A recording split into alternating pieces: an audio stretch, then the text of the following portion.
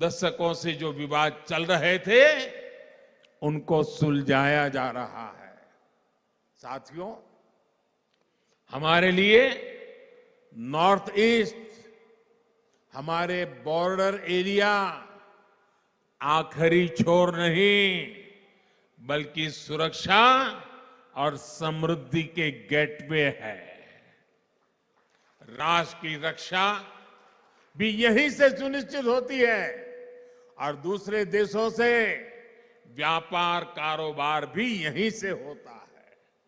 इसलिए एक और महत्वपूर्ण योजना है जिसका लाभ नॉर्थ ईस्ट के राज्यों को होने वाला है। वो योजना है वाइब्रेंट बॉर्डर विलेज बनाना। इसके तहत सीमावर्ती गांवों में बेहतर सुविधाएं विकसित की जाएगी।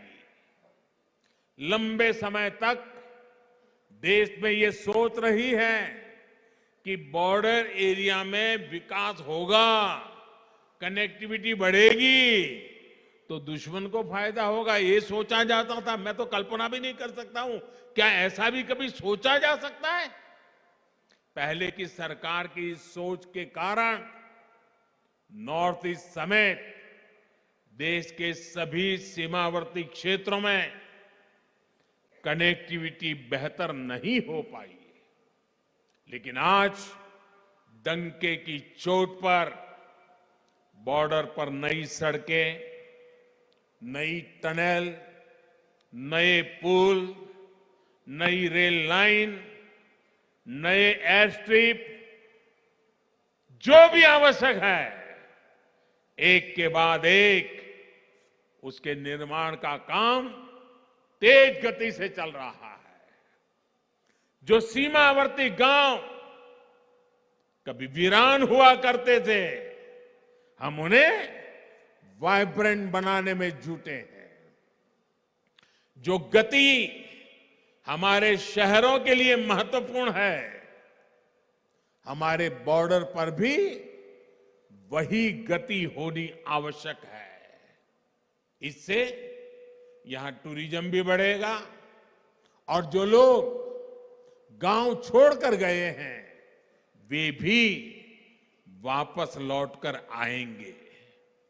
साथियों, पिछले साल मुझे वेटिकन सिटी जाने का अवसर मिला, जहां मेरी मुलाकात हिज होलीनेस द पोप से हुई। मैंने उन्हें भारत आने का न्योता भी दिया है। इस मुलाकात ने मेरे मन पर गहरा प्रभाव छोड़ा। हम दोनों ने उन चुनौतियों पर चर्चा की जिनसे आज पूरी मानवता जूझ रही है। एकता और समरसता की भावना से कैसे सबका कल्याण हो सकता है, इस पर एकजुट प्रयासों के लिए सहमति बनी। इसी भाव को हमें सशक्त करना है। साथियों, शांति और विकास की राजनीति का सबसे अधिक लाभ हमारे जनजातीय समाज को हुआ है। आदिवासी समाज की परंपरा, भाषा, भूषा, संस्कृति को बनाए रखते हुए आदिवासी क्षेत्रों का विकास सरकार की प्राथमिकता है। इसलिए बांस की कटाई पर जो प्रतिबंध था उसे हमने हटा दिया। इससे बांस से जुड़े आदिवासी उत्पादों के निर्माण को बल मिला। वनों से प्राप्त उपज में वैल्यू एडिशन के लिए नॉर्थ ईस्ट में 850 वनधन केंद्र स्थापित किए जा चुके हैं। इनसे अनेक सेल्फ हेल्प ग्रुप जुड़े हैं, जिनमें अनेक हमारी माताएं बहनें काम कर रही है। यही नहीं, घर, पानी, बिजली, गैस जैसे सोशल इंफ्रास्ट्रक्चर का भी नॉर्थ ईस्ट को सबसे अधिक लाभ हुआ है।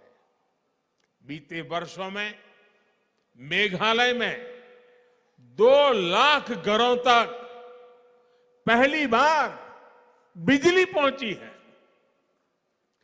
गरीबों के लिए लगभग 70,000 घर स्वीकृत हुए हैं। लगभग 3 लाख परिवारों को पहली बार नल से जल की सुविधा मिली है। ऐसी सुविधाओं के सबसे बड़े लाभार्थी हमारे आदिवासी भाई बहन हैं। साथियों, नॉर्थ ईस्ट में तेज विकास की ये धारा ऐसे ही प्रवाहित होती रहे, इसके लिए आपका आशीर्वाद हमारी ऊर्जा है। अभी कुछ ही दिनों में क्रिसमस का पर्व आ रहा है, ये त्योहार आ रहा है। आप सभी को आज जब मैं नॉर्थ ईस्ट आया हूं तो इसी धरती से सभी देशवासियों को, सभी मेरे नॉर्थ ईस्ट के भाई बहनों को आने वाले क्रिसमस के त्योहार की अनेक अनेक शुभकामनाएं देता हूं। एक बार फिर आप सभी को बहुत बहुत बधाई। खुबले शिबोन मितेला।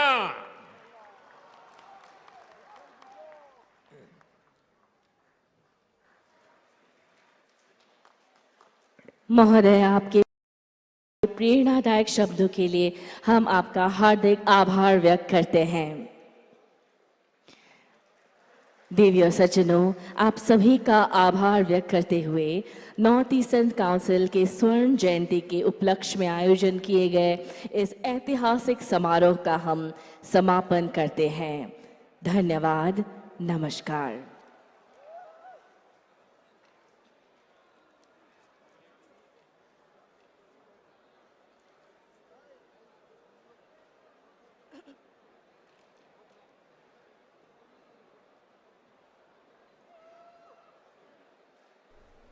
तो प्रधानमंत्री नरेंद्र मोदी को आप सुन रहे थे। शिलांग से ये सीधी तस्वीरें हम आपको दिखा रहे थे। आपको बता दें कि मेघालय के दौरे पर प्रधानमंत्री नरेंद्र मोदी और इसके बाद वो त्रिपुरा के दौरे पर भी जाएंगे। ऐसे में 2450 करोड़ रुपए की यहां पर इन्होंने परियोजना